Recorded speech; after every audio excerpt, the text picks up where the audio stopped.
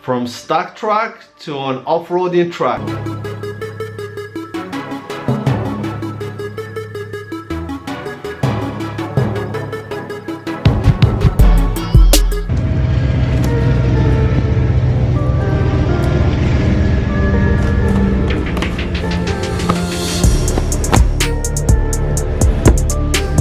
Here's one side.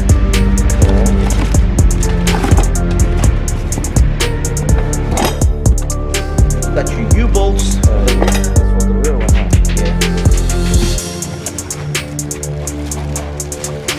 Got your shocks.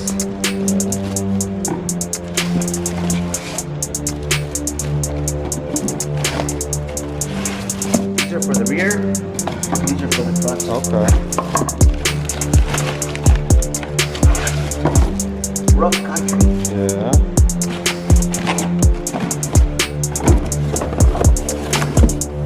And here's the rear blocks. Yeah, that's the one that goes to the back. And here's the bushings for the shocks.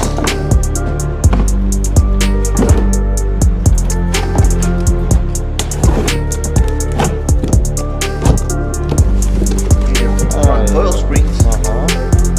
Yeah.